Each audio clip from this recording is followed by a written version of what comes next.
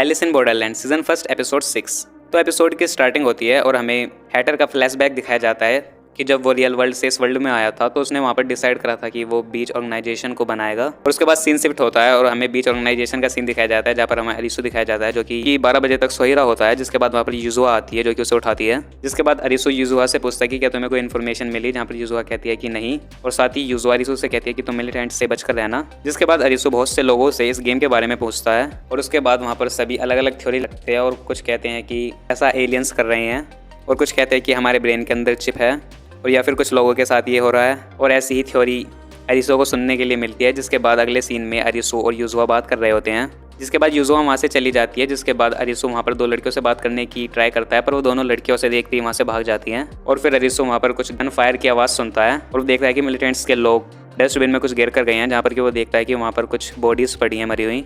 और फिर वहाँ पर शिष्य और क्वीना आते हैं जो कि अरिसो को थर्ड रूल याद दिलाते हैं, धोखेबाज की मौत।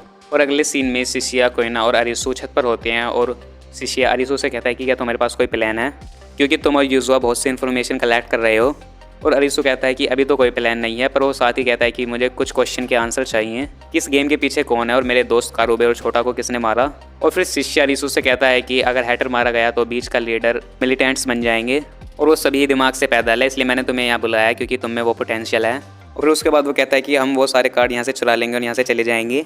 और फिर अगले सीन में हैटर गेम एरिना के लिए जा रहा होता है क्योंकि उसका जो वीज़ा था वो एक्सपायर होने वाला था। और उसके अगले सीन में युजुआ अरिसो को बता रही होती है कि बहुत सारे वेपन्स और पेट्रोल एक डार्क रूम में रखे गए हैं। और फिर अरिसो युजुआ को शिष्या का प्लान बताता है कि वो कार्ड्स चुराने वाले हैं। फिर हम देखते हैं कि हैटर जब गेम में पहुंच जाता है तो उसका कोई पीछा कर रहा होता है। और उसके बाद सीन एक दिन बाद शिफ्ट होता है और सारे एग्जीक्यूटिव मेंबर एक साथ होते हैं, जहाँ पर उन्हें पता चलता है कि जो हैटर है वो मर चुका है गन शॉट लगने की वजह से। और फिर उनमें से एक मेंबर बोलता है कि उस गेम में बहुत से लोग गन शॉट से ही मारे गए थे। जिसके बाद वो सोचते हैं कि अब अगला लीडर कौन होगा। और उनमें से फिर एक लड़की बोलती है कि ये बात सिर्फ एग्जीक्यूटिव मेंबर के बीच ही रहे। और फिर वहाँ पर एक एग्जीक्यूटिव मेंबर जो कि पोजीशन के अकॉर्डिंग सेकंड नंबर पर था वो कहता है कि अब मैं लीडर हूँ। पर वहाँ पर अगुनी का एक आदमी बोलता है कि स्ट्रॉन्गेस्ट पर्सन को ही लीडर होना चाहिए। और हम धोखेबाज को सजा देते हैं। जिसके बाद वो कहता है कि चलो वोट से डिसाइड करते हैं कि अगुनी को लीडर बनना चाहिए या नहीं। और सभी को डराकर फाइनली अगुनी वहाँ पर लीडर बन जाता है। और अब नए लीडर की सेरेमनी होने वाली होती है और इस सेरेमनी में एक ब्लैक एनवेलप खोला जाता है। और ये तभी होता है जब कोई एक नया लीडर बनता है। और उस एनवेलप में एक सेफ का पासवर्ड होता है जिसमें वो सारे कार्ड्स रखे होते हैं जो अब तक कलेक्ट किए गए थे। और उस एनवेलप को सिर्फ लीडर देखेगा और दोबारा देखकर उसे उसी एनवेलप में रख देगा। और वो एनवेलप दोबारा तभी खोला जाएगा जब कोई अगला लीडर बनेगा। और अगले सीन में जो शिष्या था वो उन सारों के साथ प्लान कर रहा होता है उन कार्ड्स को चुराने के लिए। शिष्या बोलता है अरिसो से कि कार्ड तुम लाओगे और जब तुम वहाँ पहुँच जाओगे तो पासवर्ड मैं बताऊँगा।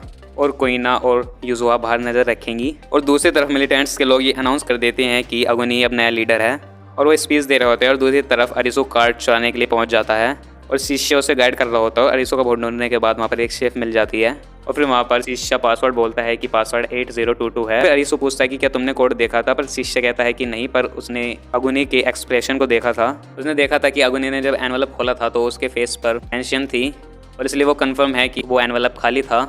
पर जो उस एनवेलप को सील करा गया था वो एक बॉस नाम के वर्ड से सील करा गया था और उसकी न्यूमेरिकल वैल्यू 8022 है जो कि वो वर्ड था। और फिर वहाँ पर अरिसो मुस्कुराते हुए कहता है कि मैं कभी भी तुम्हारा दुश्मन बनना पसंद नहीं करूँगा। जिसके बाद अरिसो पासवर्ड गिरता है पर वो शेफ नहीं खुलती। और जिसके बाद वो सारे एग्जीक्यूटिव मेंबर वहाँ पर पहुँच जाते हैं और उन सबको पकड़ लेते हैं। और वहाँ पर ये पता चलता है कि शिष्या ने अरिसो और युजुआ को वहाँ पर फंसाया था। और फिर अगुनी शिष्या को थैंक्स बोलता है और एक पेंटिंग को देखता है। और फिर अगले सीन में मिलिटेंट्स के लोग अरिसो को एक चेयर से बांध देते हैं और बोलते हैं कि पता चला है तुम्हारा वीज़ा आज एक्सपायर होने वाला है। और उसे उसी रूम में बंद कर चले जाते हैं ताकि वो लेज़र से मारा जाए। और जो उसे रूम में बंद कर जाता है उस एग्जीक्यूटिव मेंबर का नाम निरागी होता है।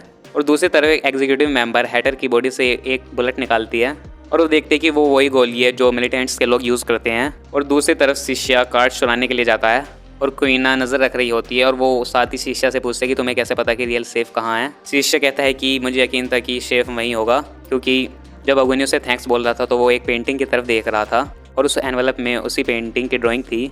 और फिर शिष्या को वहाँ पर वो सेफ मिल जाती है और वो वहाँ से वो सारे कार्ड्स चुरा लेता है।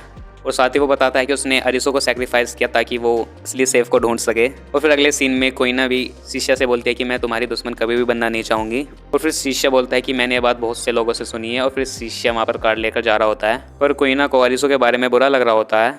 तो वहाँ पर शिष्या बोलता है कि कभी कभी सर्वाइव करने के लिए ऐसा करना पड़ता है और अगर तुम्हें अरिसो के बारे में इतनी फिक्र हो रही तो जाओ उसकी हेल्प करो। और जिसके बाद शीशिया और कोइना आगे बढ़ते हैं तो उन्हें पता चलता है कि ये पूरा प्लेस एक गेम एरिना में चेंज हो चुका है। और फिर एक वॉइस इंस्ट्रक्शन आता है कि 58 लोग जो यहाँ पर हैं वो सभी इस गेम में पार्टिसिपेट कर रहे हैं, सभी हॉल में आ जाए, रूल एक्सप्लेन किए जाएंगे।